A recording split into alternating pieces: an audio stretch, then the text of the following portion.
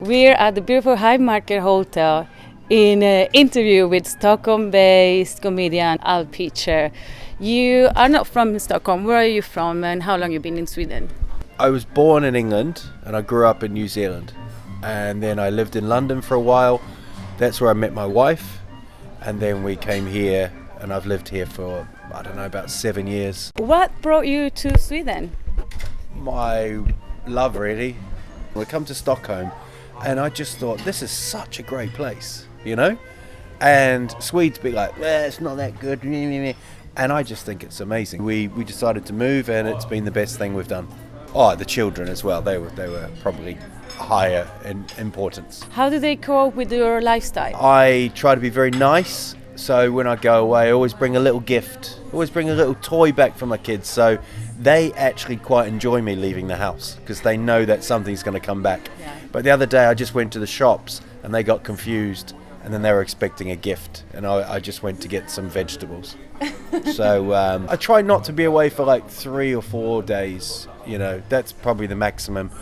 Because after a while, your family's so important, and then you turn up, you open the door, and they're like, "Who's that? Oh, it's that guy again." They forget who you are. Yeah. I think my wife is quite relieved when I go away because then she can get things organised. Yeah. Instead of looking after the third child, me. Yeah.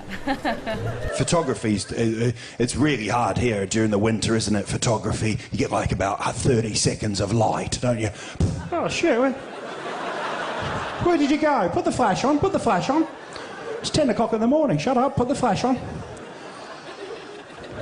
But in the old days, there was that brilliant thing, wasn't it, where you had a camera that took 36 photos. That's all it did for the year, wasn't it?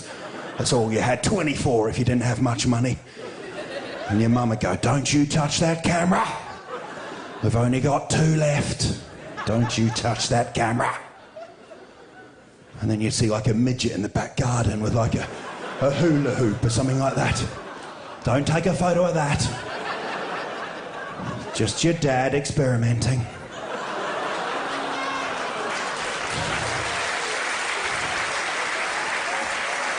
What do you like the most about Sweden? I quite liked, when I first got here, I quite liked the solitude of it all. I quite liked when it was snowing and you would, you'd put headphones on, jacket over your head, and you'd just be walking the fresh snow. But after a while I got worried about the loneliness of it all, But I find the Swedes to be, once you get to know a Swede, they'll stay with you for life. I like that my kids can have a great life here. Is there something you don't like about Sweden, something you hate? To break the ice, you have to be the one to break the ice, to talk to people, like in a shop or something like that. I'm very used to, coming from New Zealand, sort of going in and saying, "Hey, how are you?" But here it's like, "What's wrong with this person? This is a bit weird." I actually quite like being the weird person going into a shop. Yeah. Sometimes you sort of think, "God, you're not going to laugh, are you?" So I'm just going to push it further, And then that ends up with police, security, and being kicked out. As a comedian, seeing the stuff that they do that they take for granted, there's still moments when I'm like, "But why are you doing that?" And they're like, "But that's what we do all the time." And you're like, "But that's really strange, So getting to know those is even better as well. How and when did you decide to become a comedian? Was it like, your friends and family telling you, you make cracking jokes, or how did it happen? I don't remember being the class clown, but I remember spending a lot of time outside the classroom for saying silly things. Some comedians, they come out of their mother and they're like, "I'm going to be a comedian." They know exactly what they're going to do. And it took me quite a lot of years, quite a lot of bad jobs to kind of work it out. I went to an open mic night in London and I saw this. I didn't know it existed. I love this music behind as well. It's like really behind my story. And I went and did the gig. I eventually watched the show and I thought it was amazing. I booked a gig and then just did it. And I would say if anybody wants to do stand-up, just do it. When people laugh, it's like going to a fika and you're there and everyone's around the fika, you're eating, and then you say something and everybody laughs. Yeah. And even your friend looks at you and goes, "That was really good." That's what comedy's like. Comedy is about being the funny person at the fika. And years from now, when you're lying on your deathbed, and you were given one chance. One chance!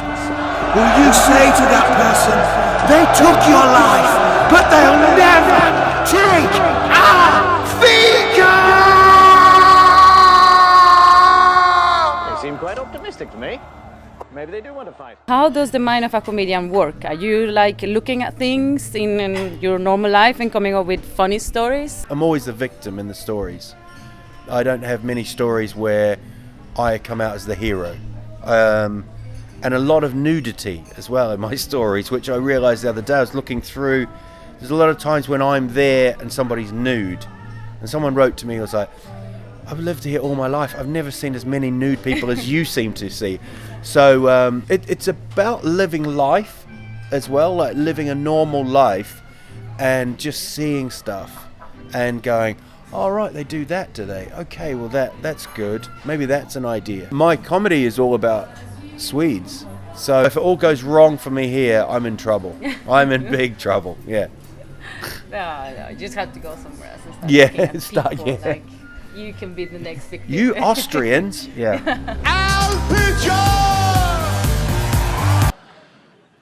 No, I went and I tried this Kraftor and I but there's a moment, right? There's a moment where you should just leave the Kraftor. It's done.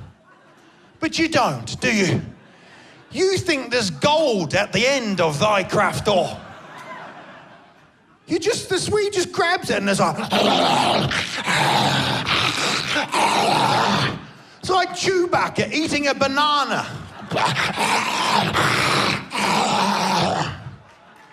Fy fan, the Kraftor.